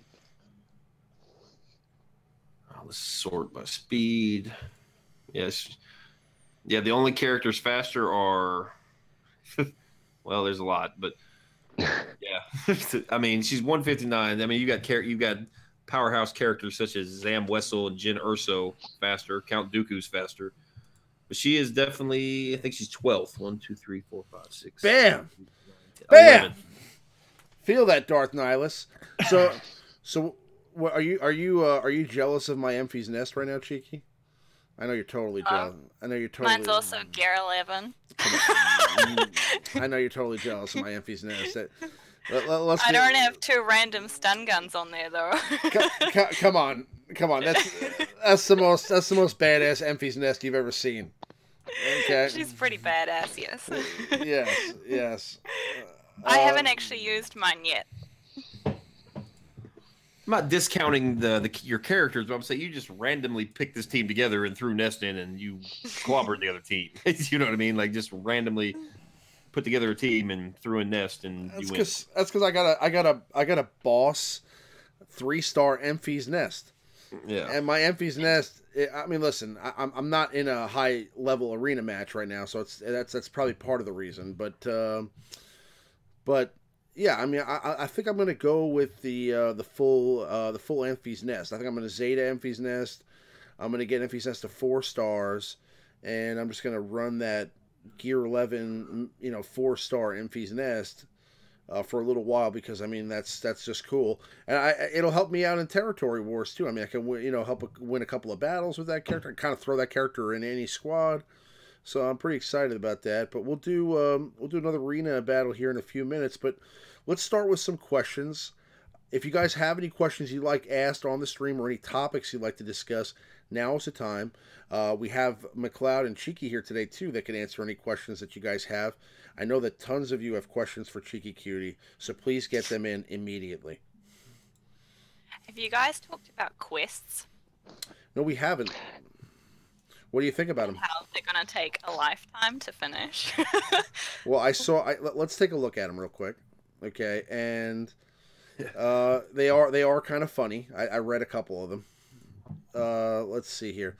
The Order 66... Some of them are just ridiculous. I mean, you're never gonna, even whaled out high-end end game players are gonna struggle in some of the, because they're not just the ones that, there's some of them like 1 of 7, 1 of 4 sets of things that you have to do, and some of the sets further down the road are just insane.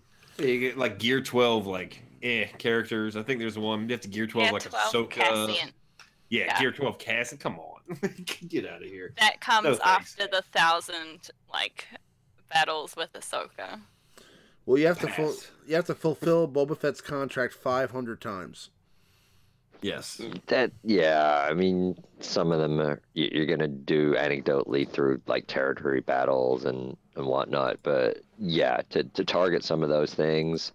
I mean, even the Jedi Knight, I managed to get it up to the second set of things to do, and I'm seeing something weird in my arena. There's this one guy who is whaled out and everything. Like, he has Enfys Nest properly 7-starred in Gear 12.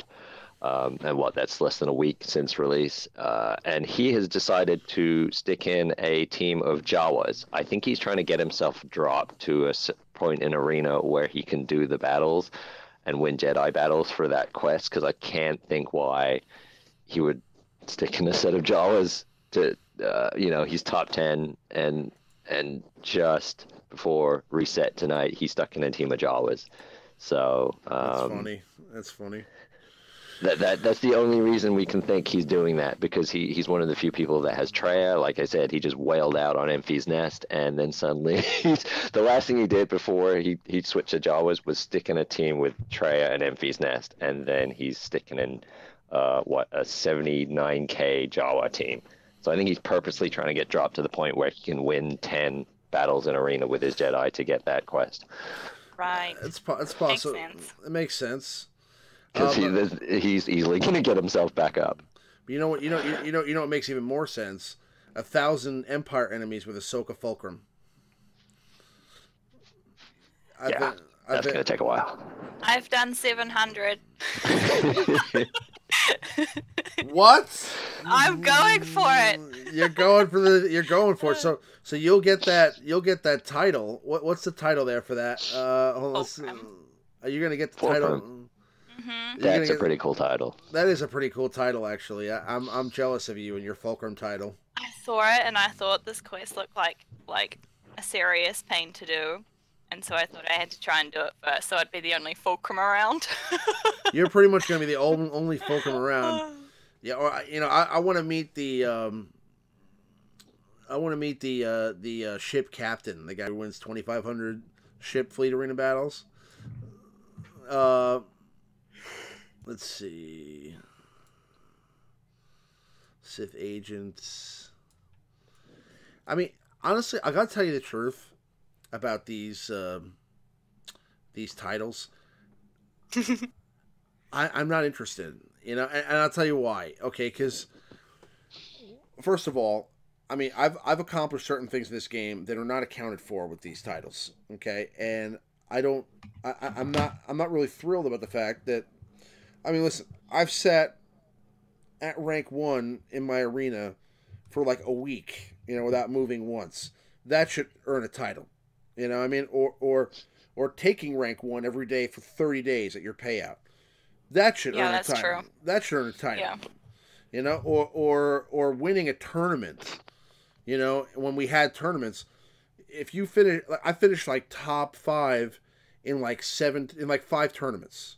You know what I'm saying? So that should earn a title, like, or at least or winning the tournament once, like that should earn a title, right? Like yeah, and a lot of these quests are not retroactive. I mean, some of them are that you get credit for things you've already done, like taking characters to gear 12, but yeah, a lot is not taken into account for, and some of the requirements are just. When we first collected these, the shard shop currency was amazing. Right. Yes. Yeah.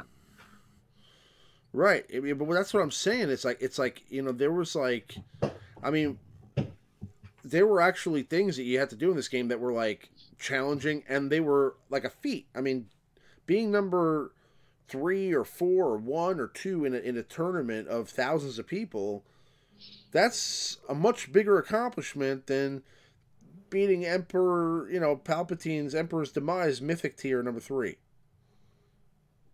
You know what I'm saying? I don't, or getting, you know, or winning 2,500 battles in arena in 3 years of playing this game. So, I don't know. I just think that there are some other titles that would be cooler, or maybe even, you know, a title for getting your 600 in for a year straight. You know, something like that. I mean, like, you know, that's pretty cool. I mean, that's, if I saw somebody who had a title that says he got a 600 in for a year straight, he's in my guild, right? I mean, he's a safe choice. And that'd be a cool title to have. That's a badge, you know, like a badge of honor there.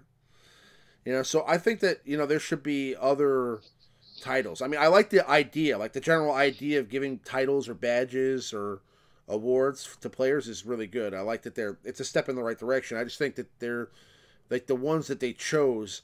Like, I could care less if somebody's a dark side historian. Yeah. Right? I mean, if you see dark side historian, that doesn't make me think, wow, that guy's a player. You know? Yeah, or like there's quite a few people using things like tank tamer, and it's like, okay, you know, there are better things you could have done in the game. It's not out of question.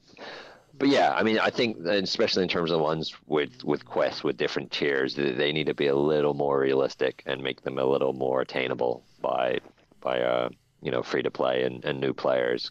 Because, like I said, end game whales are going to struggle with some of the tiers on these things. And I mean, even like those basic ones there, killing clones. I mean, when you get a chance to go against clones, I mean, if they come up against in your galactic war, which most people are simming these days, it's just it's a little unrealistic, and that's an easy throwaway kind of quest right there, as to come up against clones. So I mean, you will do it eventually, but if you're actually as a playable, enjoyable activity to do in the game, once you get to a certain point, you do hit a massive wall that's just not worth getting over.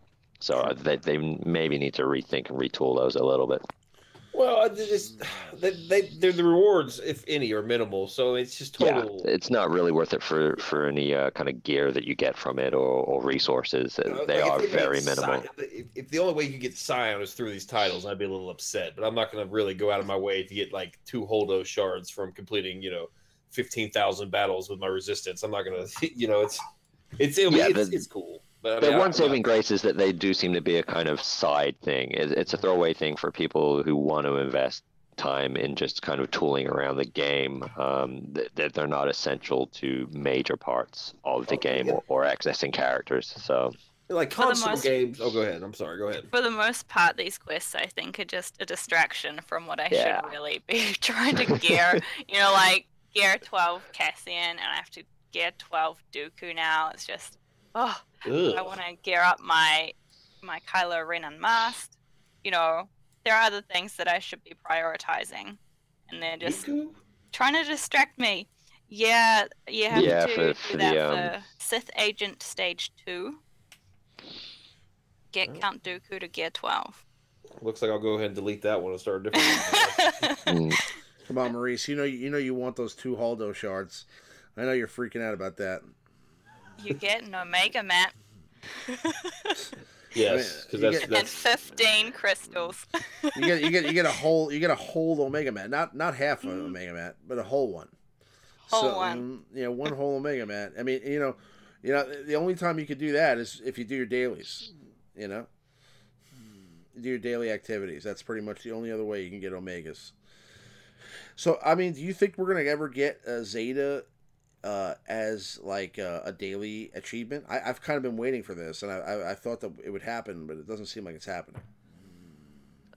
To be fair, I mean, if you do actually play a little bit in ships and all the other modes now, especially with territory wars, that there's a reasonably healthy kind of stream of Zeta mats.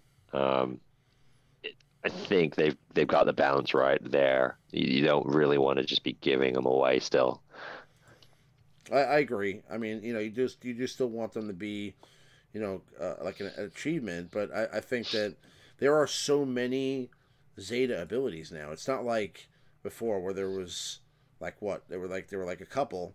Now we're talking about like a ton of Zeta abilities. I mean, just like there's 90 something, and I think I have like maybe 30. So, and they just keep adding new characters that have Zetas. So I think that, I mean, eventually we'll catch up, and a Zeta will become just like a purple mat, right? But I'm saying like I don't know if that day will ever come, but. Oh, it'll come I mean, I when think the yeah. when the next the new Zetas they include in the game will cost 40 Zetas, and then they'll start giving them to us. Right. Yeah, that's what. But yeah, the current system, the way it is, you got to remember that the whole game is probably also balanced from the point of view of new players coming in. By the time they get to the stage where they're needing Zeta mats and that kind of gear on a character, they probably got enough for a decent set on, one good team. And if they were heading in any direction, instead of splitting their focus, then that's probably where they're going to end up when they get to that point in the game. For players who've been playing since the beginning, where we're at now, it's if you're doing territory wars and all the other things where you end up with them, they're giving them away in the monthly give out.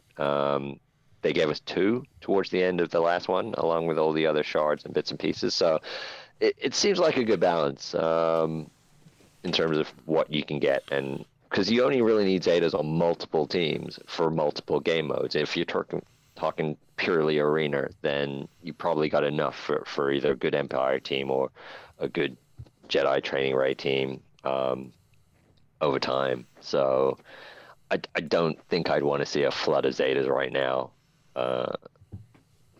purely just because of the balance of the whole thing. They probably still have that right.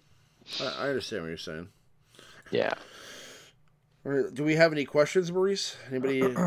Yes. Okay, let's start firing off some questions. All right. Let's start from the top here. We got this was a pretty good question. Let me make sure I word it properly. All right, this one comes from here. Insert name. It said, "Did you guys see that this was edited out of the 5/23/2018 version update notes?" I guess they redacted something, and it said, "When multiple units gain turn meter and reach 100% turn meter simultaneously, these units will now take their upcoming turns in order from highest to lowest initial turn meter." And apparently they took this out of. So, okay, for example, you got your Empire team. I know exactly what you're saying, and I actually did read that in the notes. Yeah. And I don't know what that means, but basically, what Maurice was saying is that it basically changes the way RNG works with tournament. So essentially, the fastest character will still go first, and it won't be basically. It won't just be random, when a bunch of characters get 100% turn meter as to who goes first, and I don't know why they changed that, but I mean, it would make sense to keep that, right? I mean, I think that the fastest character to 100% turn meter should be the first one to go. Yeah, if this is something they are working on, this is a great change to the game, because right now, I mean, we're in the midst of the Palpatine meta and the Sith meta, and this meta is so frustrating because you can have the best mods, you can have your team, the very best team on the shard, and RNG can still beat you. It makes it very difficult to mod your team. Like, I was trying to build a droid team a couple weeks ago, and to get my team to go in order, I mean, I had to, like, Joe Engineer was fast, but everybody else had to be like 106. I had to clock it like 161 to 160, 159, just so they'd have some sort of order. And they'd go and be great first turn, and then just fizzle out and like nothing else. They'd never win again. Like these Palpatine teams, they're given so much turn meter. Like, if you want your Nihilist to go first, I mean, you don't know, because your whole team's gonna have turn meter. Like, Vader goes, drops four debuffs, dispels them all with his culling blade, and your whole team has turn meter, and all the time you spent modding your team is irrelevant because you have no control over who goes next. I think if this is something they're working on, I really hope they took it out because it wasn't quite ready, and they're trying to tweak it up further to make it work properly. This is a big change. This is a big change to game mechanics. Oh yeah, no, I mean, when I saw it, I thought to myself, wow, that's a big deal. I didn't it kind of like flew under the radar the way they typed it. I mean, it didn't seem like it was. I mean, it was like they announced it like kind of like under, like almost like it was just like, I mean, it's like I never heard this even discussed before, and then all of a sudden, this happened. But I don't know. I mean, if they took it away, I hope it's just periodic, just for maybe the fact that it wasn't done correctly, or maybe there's still some bugs with it, and they just wanted to, I guess, fix that first before they add it to the notes, or maybe they want to roll it out like officially and kind of announce it, but it is kind of a big deal because it does change the way the game works overall, and it does change a lot about it basically eliminates a lot of RNG. So I think they should do it, and hopefully it comes back if it's not something that's already on the plate for maybe a future update. Is it possible they took it out because if it is that consistent, then in terms of arena, if someone just has better mods, that's it, it's game over, there's no opportunity to win a match? Well, unfortunately, that's the way it should be. It sucks, but I mean, if you have better mods, you should have a much higher chance of winning. I mean, obviously you can get a higher chance, but if there's zero chance because it's locked in and there's always that consistency, then you'll never get by the mods. There's just no variation enough to be able to pull out a win. You always got Rex. Bear in mind, before they roll anything like that out, I mean, they're going to do testing with it and make sure that, that it's not ridiculous. I mean, they have a big game balance team that will plug all that stuff in and make sure it doesn't severely destroy the meta the way it is now. You know what I mean? So I mentioned this in previous streams too, and it's they're different now than they were ever before. I mean, right now in the game, Capital Games has much more control of the meta than they've ever had in the past. I mean, they're when the game first came out, I mean, characters like Geonosis and Soldier were the best characters in the game, and I'm not saying that maybe that was intentional. I don't know, but I'm saying I don't think so. I think that they tried to make Mace Windu good, and it just didn't work out because they didn't understand how to make Mace Windu good. I think now they're at a point now where they have the team out there that can create characters and inject characters like CLS, Rey Jedi Training, Darth Sion, and know that these face characters are going to be OP, right? I don't think Enfys Nest was a mistake. I mean, I think that they knew that Enfys Nest was going to be ridiculous.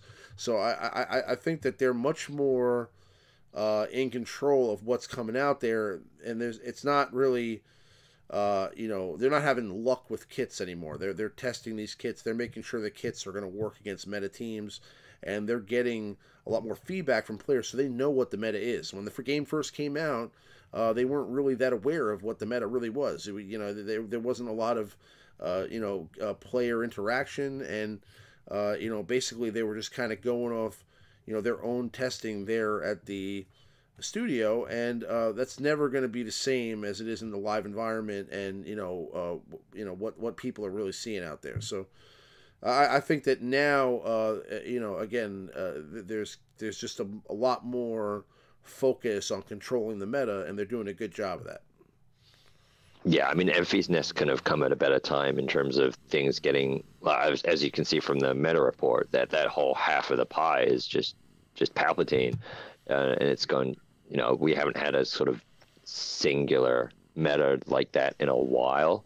And just to the point where Trey is starting to filter into there, where it was pretty much going to lock out what you can play with at the top of Arena. Then Enfys Nest comes in and makes a lot of teams viable again, which is giving them the mix that hopefully the player base really want, rather than just having to have to chase one single team, which is what I think we're all fed up of, because it was just constantly one meta after another where you had to have that one team. And then we had that kind of variation, and then it looked dangerously close to getting that way with the Triumvirate coming in. And just as that's starting to hit with all the Treyas coming in, Enfys Nest pretty much balances out and brings Jedi Ray back and a few of the Rex teams back, or like you said, plug her into any team, and then you got some variation. So yeah, they definitely know what they're doing at this point, because the life of the game's been around for a while now, and it's a going concern rather than a fun little thing that they thought they'd put out. They probably never expected to have such a huge and loyal player base, so they're almost kind of victims of their own success, and it took them a while to catch up, but it seems like they got a handle on it now. Yeah, agreed. Any more questions, Maurice? I'm sure we have some more. Yes. Okay, we got a lot of these. Basically, Kai Bear is the one I see here. I have Nest using her in Arena 3-star gear 11 no Zeta. I have 68 Zetas. Should I Zeta her? Yes. Yeah, I mean, listen. If you're going to be saving the other 40 for Darth Treya, and you've had Zetas that long, I mean, this is a character that right now is very relevant to the meta at the moment. So again, if you have the ability to make an investment and level up a character that, let's see what happens here. Crap. Yeah, I would say if you're someone who has had the ability to stock up on 60 plus Zeta mats, then you're probably gonna be able to get yourself back up another 20 soon enough. Right. By the time you need them again. Right. If you got especially, tank, it's not bad at all. Right. Yeah. So you're not hurting, and if you were going to dump one on anything right now, the surest bet probably is Enfys Nest. I would agree. I mean, Enfys Nest seems like a worth it investment. It's funny saying that, because I mean, I didn't think when I first heard that Enfys Nest was coming into the game, that she was going to be such an important character. But no, I have to say that the character has definitely some viability, and can be definitely a great addition to pretty much any squad. So I think that if you're looking for somebody cool to throw into Arena, and I thought we were gonna get the Enfys death wall here, where you can't Well, it's happening. It's kind of happening. She's regaining that protection. Well, and that's the thing. It's a very good Zeta, but as you can see right there, she's regained so much protection. Granted, you're going to get a ton of Hellsteel stacking. I think it's every time a buff is removed, a buff or debuff. That's a ton, especially in the midst of the Sith meta. I mean, you could very feasibly get 50+% health steal, and you can bypass taunt, which is helpful. But I mean, right now in the current meta, unless you have a lot of Sith troopers in her team, it's just Scion. It's Scion, which is helpful, is you can bypass them, but she's got Dispel on her basic. You know, if I don't know, it's a good Zeta, but I can think of about 20 other Zetas that you should probably go for first. But if you got 68 of them, go for it. I mean, if you're gonna be using her every day in arena, then you might as well. Maurice is right. It really depends on what else you're looking for. I mean, if you have other things you're working on, and you know, it depends on what Zetas you have already.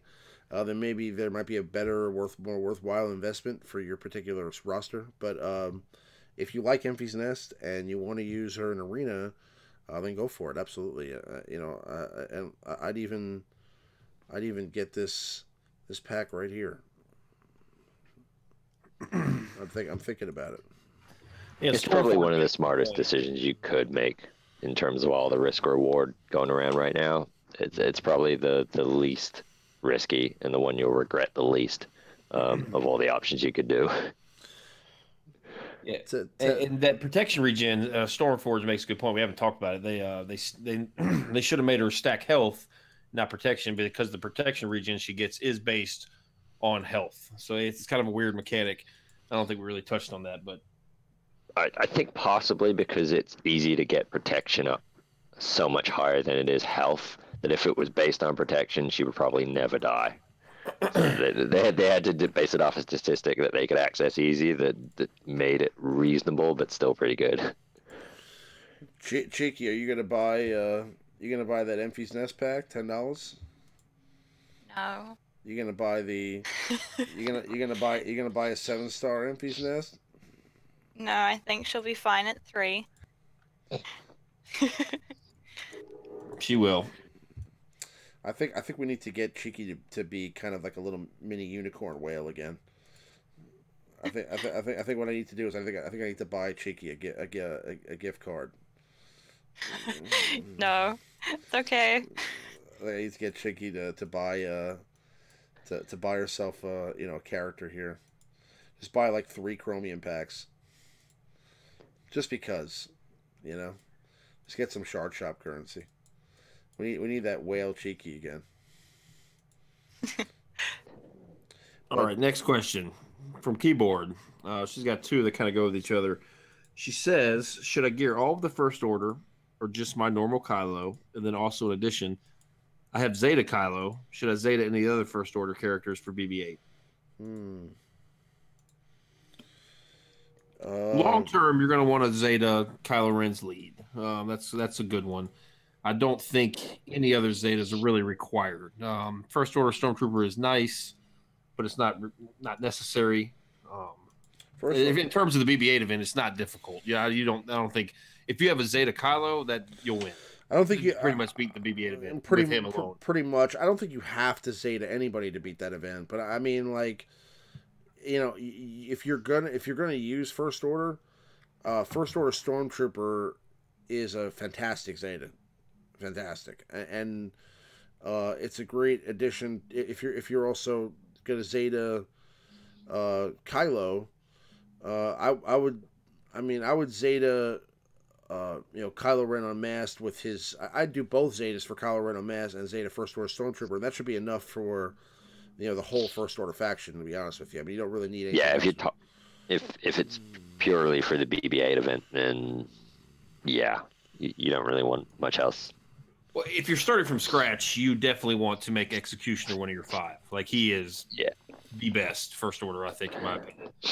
Or in terms of damage, I mean, there's no other First Order character can come. Oh, he hits so hard. That he provides. So you definitely want to include him, and you can use for the BB-8 event. You can use him. You have to have him 7-star, obviously, but you can use him Gear 8, Gear 9. He still does sufficient damage. I mean, all your characters can be Gear 8, especially if you have the old Kylo Zeta. You can use whatever you got. It doesn't matter because Kylo will just end up just wiping the whole team out by himself. But yeah, definitely get BB-8 because then you'll want to get Rey. And then, you start getting Rey, and then all of a sudden you got your Sith raid teams, and you start contributing to the raid. You got to start getting Traya shards. It's a long path to get there, but it's definitely worth it. And they are usable. They're not, like I said earlier, they're not A plus, but you can use them. They're great for territory wars. They make a sufficient raid team. Just all around good team to have. Yeah, a raid team is probably the most versatile team in terms of every game mode. She's good in every raid. She's good in territory wars and battles, and it has still a lot of viability, especially with Enfys Nest coming in arena still. So it's probably the most universally best team to have. Okay, this is a question I don't know the answer to, so maybe you guys do. Ancient Farmer says, can anyone confirm that TFP is not giving turn meter to the capital ship on Dodge? This was seen on a recent Reddit post. He still is, just a little less. And if you want it to go up higher, then obviously they've got the new ability mats that you can build it back up, but it's not at the same point that it was. But as far as I can tell from my own battles, it's still working. It's how I win a lot of battles is using that turn meter mechanic. So it does still work. It's just greatly been reduced in the rework. I heard the same. Chicago Bears was asking how fast I have Enfys Nest. I have 231 speed right now. So these aren't necessarily the most ideal mods. I just really wanted to really give, because it's 3-star and because I don't have the Zeta on there yet, I just wanted to stack the health on there. So ideally, I'd probably have some more speed, but How would you mod her? Speed and health? I would say speed and health. Maybe even all health like this, but just with better speed secondaries. Right now I have some secondaries that aren't necessarily like 4 speed here. That's really kind of sucks. I just did that because it's the protection, but I mean, yeah. If It's going to depend what mods you have available once you're done with all your other teams. Right. Exactly. I mean, if you have the ability to get her high enough to go ahead of a Veda based on secondaries without using a speed set, then you have good mods and good for you. But yeah, real world, probably you're going to have to put a speed set to get her to go faster than Vader. So if that's the case, then maybe Cheeky's right. A speed set and a health set might be the way to go, and maybe even I don't know. I mean, would you consider a tenacity set? I don't know. I would never consider a tenacity set ever for arena. That's just me. I like tenacity sets on taunting tanks if you're literally going all tenacity. So I mean, if you're doing if you're going to have over 100% tenacity, then I think there's something there. But otherwise, not so much. Yeah. If you want to use tenacity crossed, and each of your mods have like 6% tenacity secondaries, then possibly. I don't know. I think tenacity is pretty worthless in arena. Maybe I'm wrong. I don't know. The only reason I have those on is because I got really good speed secondaries out of them. That's the only reason they're there. Yeah, me too. Now there are certain characters like Thrawn, CLS, Darth Sion that do have like 100% tenacity mechanic in their kit. Then obviously you put tenacity on those characters and it will start to combat the opposing potency. But just a flat character with no sort of tenacity boost, it's just, I don't know, I just don't feel it's really worthwhile. I think the only one you can get away with that on is General Kenobi. DSP says Magna Trooper. That's also correct, because Magna Trooper does grant tenacity boost to those troopers. So you could use, if you built like Imperial Trooper team with Magna Trooper included, you could maybe get some benefit out of the tenacity. I don't know. Yeah. He asked another question. DSP asked, Jedi training rate returning soon? Question mark. We don't know yet, but I'm assuming so. Yeah, we do have a BB-8 event coming up, correct? Yes. And I'm pretty sure the last BB-8 event was either it might have been at the same time as Ray. So I would, if you guys don't have your vets done, you should probably do it. Well, it's been about 6 months since the original JTR. Yeah, they're on a cycle, aren't they? So I would plan on it. If you're close to your vets, you should be finishing them just in case. You don't want to miss out. Absolutely. If there's even a hint that it's coming, you should probably finish them. You should have your vets done anyway, just in case it pops up any time. I mean, it's something that that's JTR is such an important character in this game that if you're not up on that by now, I mean, you should be. There's no better character right now for all different phases of the game. So she's an important character for raids, an important character for arena, an important character for territory wars, an important character for territory battles. There's really no area of the game where you're not going to use her. So she's just as much of a priority as I'd say CLS, Grand Admiral Thrawn, all these characters you kind of need. But I saw somebody mention that Snoke in Force Arena? Really? Yeah, I saw that too. I guess so. Yeah, where's Snoke? Snoke is. I saw it earlier. Does anybody play Force Arena? I mean, I haven't, but I mean, I guess that's pretty cool. Maybe Snoke will be in this game too eventually. I played it for like a week because all of you guys started playing it, so I played it too, and I lost interest super quick in that one. But I don't know. Yep, Snoke is in Force Arena. He says, Master Kylo's got a question. He says, I got one question. Clone Sergeant or Boba first for my fleet, or Sabine? Let's just go with, do you guys think he should invest in Clone Sergeant or Boba first for his fleet? For ships? Yeah, not Sabine. So no, I will say Clone Sergeant has off the bench comes in is a pretty good secondary tank if you've got him all the way up. I've come across a couple of those. It's pretty good. Because I think he comes in, his reinforcement ability is to just taunt straight away, and he's pretty tanky. So it takes a while to chop down. I agree with you. I think Clone Sergeant is probably better because like Boba or Clone Sergeant, they both command the taunt. And if there's so many ships now that will dispel.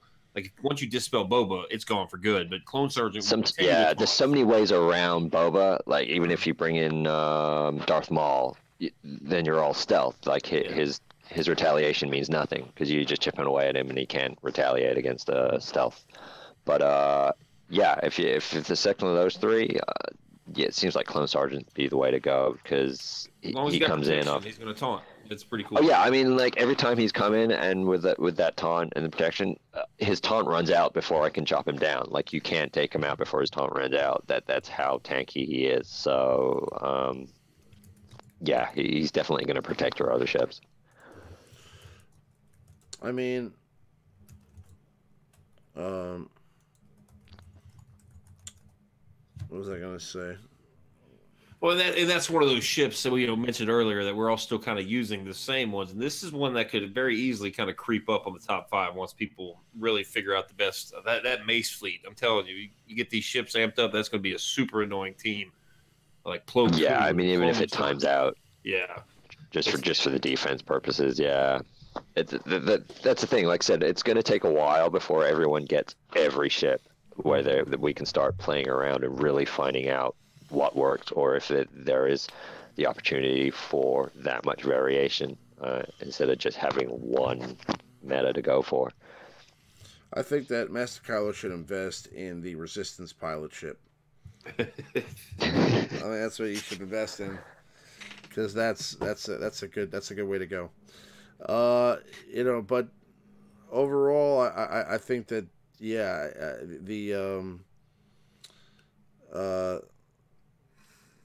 Boba Fett.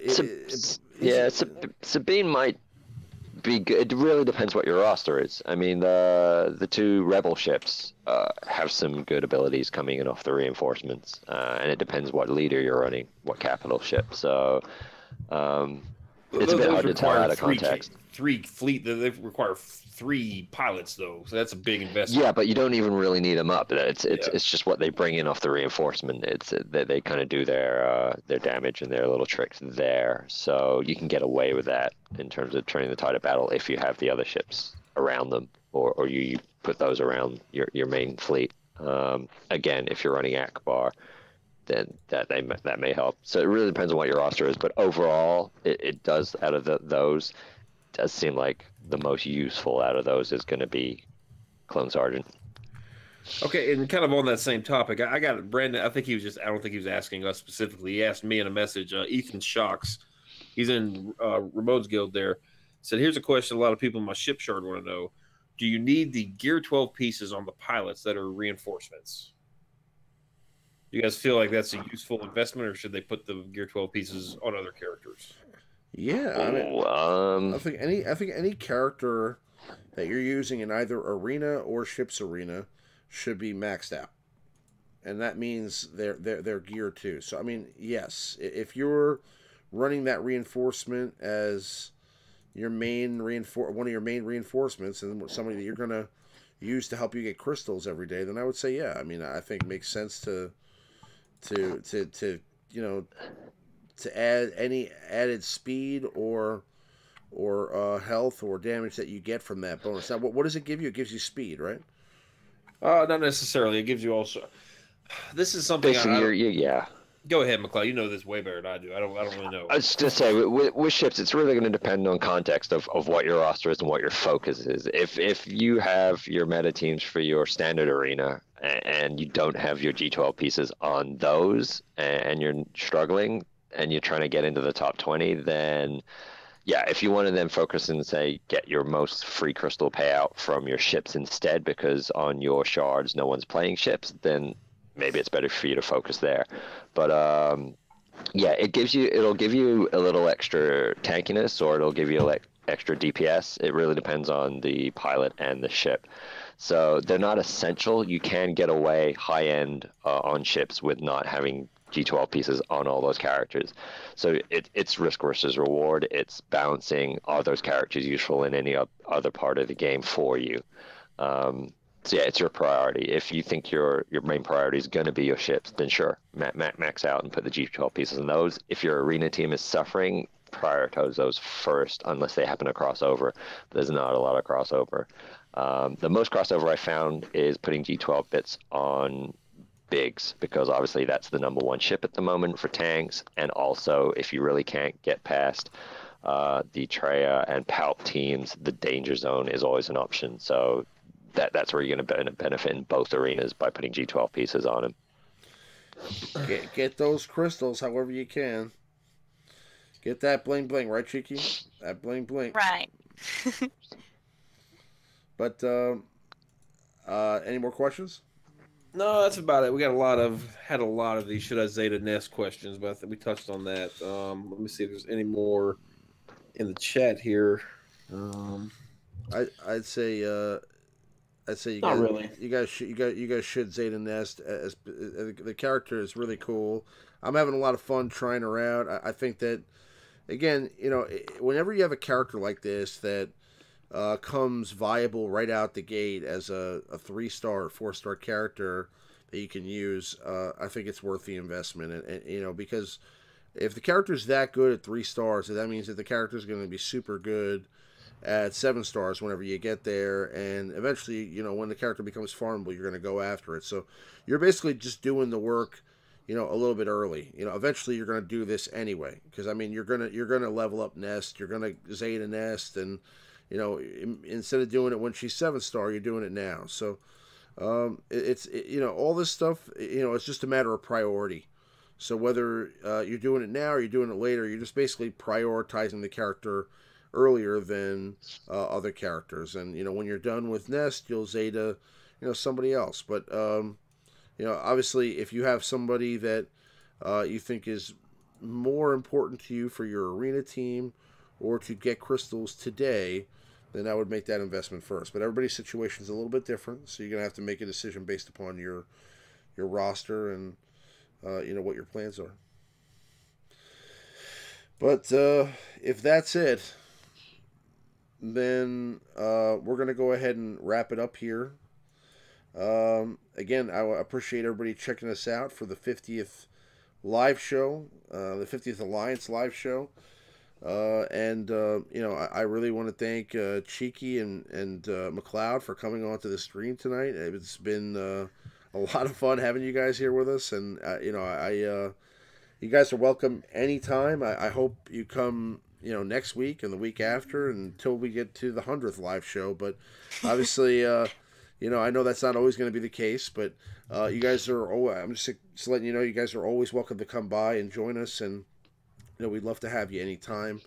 And, it's a lot of fun doing these with you guys. Me too, man. It's been fun. Thank you. For sure. Thanks for having me back. Absolutely, brother. But other than that, if you guys have any, questions, come join me and Maurice in the Alliance Discord. We're there anytime. Also go to www.thealliancegaming.com for all your SWGOH needs. Or if you just want to find a link to our Discord, you can find that on there too. But we'll be back next week, same time, same channel. May the Force be with you guys, and we will see you on the next one. Be safe, guys.